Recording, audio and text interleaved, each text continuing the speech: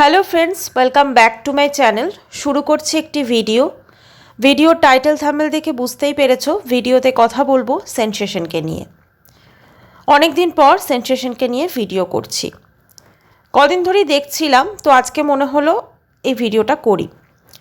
সেটা হচ্ছে ওরা হঠাৎ করে দেখলাম একটা দিয়েছিল যে ওরা ব্লগিং কুইট করছে। তো মানে আমরাও জানি যারা এরকমভাবে একটা টাইটেল বা থাম্বনেল যদি কেউ কিছু দেয়, বেশিরভাগ ভিউয়ার্সরাই জানে যে ওরা কিন্তু ছাড়বে না। কারণ দেখো, সোজা কথা হচ্ছে ওয়াইটিতে যারা একটা ধরো নাম করে নিয়েছে ব্লগিংয়ে, এবং সেখান থেকে যা আর্নিং হয়, যা ইনকাম হয়, সেটা কিন্তু অন্য কোনোভাবে মানে অতটা ইজি নয়, ঠিক আছে, করা। হ্যাঁ, এখন পম্পি অনেকটাই বিজি, ও নিজের একটা বুটিক খুলেছে। তারপর ধরো সংসারের কাজকর্ম তো আছেই, সব কিছু মিলেমিশে সে অনেকটাই বিজি, কিন্তু তার সাথে ব্লগিংও করছে। কিন্তু ব্যাপারটা হচ্ছে এই ধরনের চমকদার মানে টাইটেলটা এই কারণেই দেওয়া হয়, সেটা হচ্ছে ভিউয়ার্সদের একটু অ্যাটেনশন পাওয়ার জন্য। কারণ দেখো, ভিউজ যখন ডাউন হয়ে যায় তখন কিন্তু এরকম ধরনের বেশ অ্যাট্রাকটিভ ক্লিকবেট টাইটেল থাম্বনেল কিন্তু দেওয়া হয়, এটা প্রত্যেকে করে থাকে। তো আমিও সেই জন্য জানতাম যে ও করবে না, ওটা এমনিই বলেছে, ঠিক আছে, বলার জন্য বলেছে। হ্যাঁ, হতে পারে ওর মনে হয়েছে যে হ্যাঁ ঠিক আছে, ক্লান্তি লাগছে, পারছি না সামলাতে বা এই ওই সেই, কিন্তু ওয়াইটি কোনোদিনই ও ছাড়বে না, এটা আমরা প্রত্যেকে জানি। আর ছাড়া উচিতও নয়, ছাড়বে কেন? যখন একটা নাম করে নিয়েছে একটা জায়গাতে, যটা মানুষই ভালোবাসুক, মোটামুটি তো ওদের ভিউজ মানে 20,000 25,000 বা একটুখানি কিছু অন্যরকম দিলে সেখানে ধরো ভালোই আসে, খারাপ আসে না। তো সেক্ষেত্রে কেন এটা ছাড়বে, তাই না? এত কিছু মানে এতদিন করছে, তো আমরাও জানতাম যে ছাড়বে না। তো তারপরে হঠাৎ করে দেখছি পম্পি আজকে, আমি যখন ভিডিওটা করছি 6 ঘন্টা আগে দেখলাম একটা ব্লগ দিয়েছে। সেখানে ও বলছে, মানে দর্শকদের দোষারোপ করছে, অনেকের যারা নেগেটিভ যারা ভিউয়ার্স তারা প্রত্যেকে গিয়ে বলেছে হ্যাঁ তুমি ছেড়ে দাও, বা পম্পিকে বিভিন্ন রকম কথা বলা, নেকি বা এই ধরনের কথাবার্তা অনেক ওর ব্যাপারে। দেখো, দুনিয়াতে প্রত্যেকটা মানুষ তো একদম পারফেক্ট হয় না, বা আমি মনে করব যে সামনের যে মানুষটা সেরকম তো মানে আমার মতো হবে না, সে তার মতোই হবে। এবং প্রত্যেকটা মানুষের একটা আলাদা স্বতন্ত্রতা আছে, এবং সেটা থাকা উচিতও। প্রত্যেকেই যদি একরকম হয়ে যায় তাহলে আর কী করে হবে, তাই না? তাহলে তো বাঁচার আনন্দ বা মানে কি বলবো, কোনো কিছুই থাকবে না, একঘেয়ে হয়ে যাবে সব কিছু। তো সেই রকমই প্রত্যেকটা মানুষের আলাদা আলাদা স্বতন্ত্রতা আছে। আমার মনে হয় সেটা ভালো না লাগলে না দেখাই বেটার, যেটা আজকে ও বলেছে। কিন্তু প্রবলেমটা হচ্ছে পম্পি আজকে পুরো একদম মানে একদম পুরো পুরো দোষটা ভিউয়ার্সদের ওপর দিচ্ছে, দর্শকদের ওপর দিচ্ছে। কিন্তু আমার কথা হচ্ছে, এরা কি দর্শকদের কথা শুনে যদি সবাই বলতো যে তোমরা ব্লগিং ছেড়ে দাও, তাহলে কি এরা ব্লগিং ছেড়ে দিত? না তো, ওরা তো ব্লগিং করতো, এবং ওরাও জানে যে ওরা ব্লগিং করবে, ওরা কোনোদিনও ছাড়বে না। তাহলে এই ধরনের চটকদার তুমি টাইটেল দেবে, আর মানুষ তোমাকে যদি সেখানে গিয়ে নেগেটিভ কমেন্ট করে, তখন তুমি সেটা নিয়ে বসে যাবে আরও একটা চটকদার টাইটেল থাম্বনেল দিয়ে। এটাই হয়ে গেছে মুশকিল।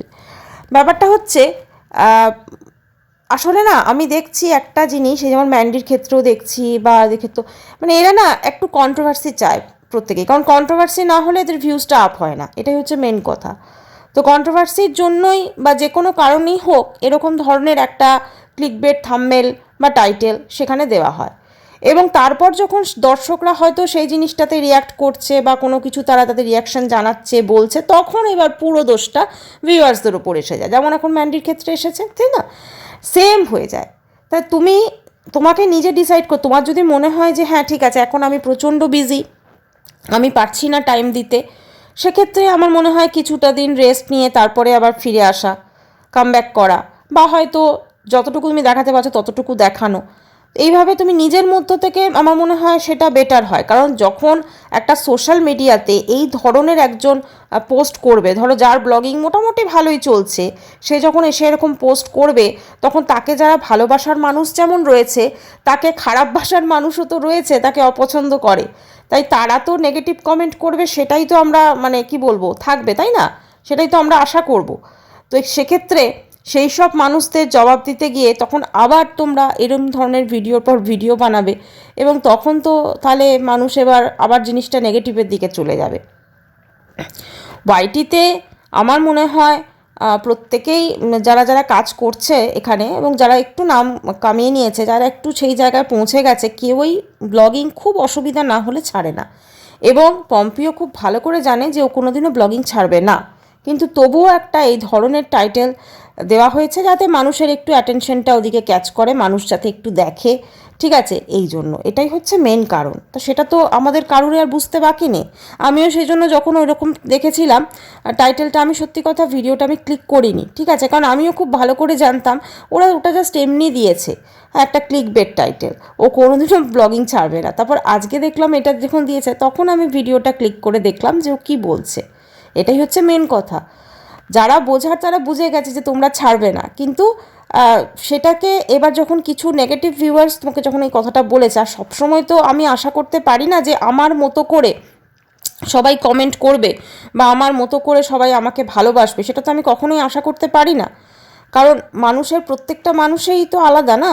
তো সেক্ষেত্রে তারা তাদের মতো করে করবে।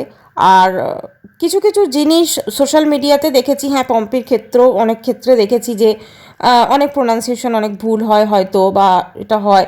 তো সেক্ষেত্রে এই একটা দুটো কমেন্টস যদি আসে, তো তারাও তো নিশ্চয়ই সেটা ভুল পেয়েছে তাই বলছে, তাই না? এমনি এমনি তো বলছে না। তো সেগুলোকে ইগনোর করাটাই বেটার, সেগুলোকে হাইলাইট করে কোনো লাভ নেই। মানুষ মাত্রই ভুল হয়, সেটা যে কোনো কারণেই হোক ভুল হয়েছে।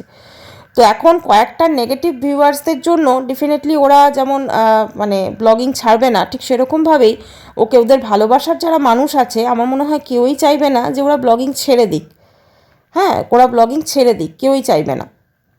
তো এই জিনিসটা জাস্ট আমার যেটা মনে হয়েছে যে একটা মানে কি বলবো, মানুষের অ্যাটেনশন পাওয়ার জন্য এটা করা হয়েছে, এছাড়া আর কিছুই নয়। যেমন এখন আমরা মন্দিরাকে দেখছি যে এখন কালকে দেখলাম হঠাৎ করে একটা কমিউনিটি পোস্ট দিয়েছে মন্দিরা, ওই ভ্যালেন্টাইন্স ডে ওকে সোমনাথ কিছু গিফট দিয়েছে, বোধহয় ফ্লাওয়ার্স অ্যান্ড চকলেটস এরকম কিছু দিয়েছে, তো সেইটা দেখছিলাম।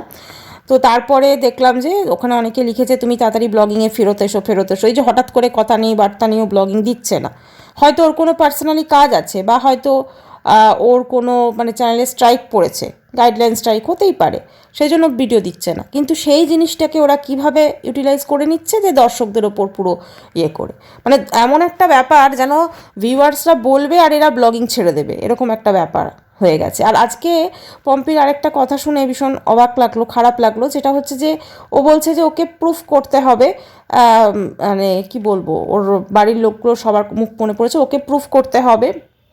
আমার মনে হয় ওয়াইটিতে যখন আমরা ব্লগিং করছি বা ব্লগিং বা কোনো ভিডিও দিচ্ছি, সেখানে কেউ কারুর প্রুফ দেখার জন্য বা কেউ কাউকে মানে একদম সব কিছু দেখার জন্য বসে নেই। এটা একটা এমন জিনিস, এখানে মানুষ একটা কন্টেন্ট দিচ্ছে, হয়তো আমরা দেখছি কারুর ব্লগিং, আমাদের হয়তো সেই তার ব্লগিংটা হয়তো আমাদের মানে দেখার পর ঠিক আছে হয়তো 10-15 মিনিট মনে থাকছে, তারপরে আবার আমরা আমাদের প্রত্যেকের লাইফে, যাদের লাইফে হ্যাঁ কাজকর্ম করার আছে বা অন্য চিন্তা আছে, ছেলেমেয়েদের পড়াশোনা হোক বা অন্যান্য লাইফ আছে, তো তারা সেটাতে আমরা বিজি হয়ে যাই। আমরা তো একজনের ব্লগিং দেখি না, আমরা অনেকজনের ব্লগিং দেখি, তো প্রত্যেকের মানে লাইফে কি হচ্ছে জাস্ট দেখি, তারপর 10-15 মিনিট মনে থাকে, তারপরে আবার হয়তো আমরা ভুলে যাচ্ছি, এই হয়ে যাচ্ছে। তো সেখানে কে কখন কাকে প্রুফ করছে বা কে নিজেকে প্রুফ করছে, এগুলো দেখারও কিন্তু কারোর সত্যি কথা কোনো মানে কি বলবো টাইম নেই। সুতরাং এটা কোনো চ্যালেঞ্জের জায়গা নয়, এটা কোনো চ্যালেঞ্জের প্ল্যাটফর্মও নয়।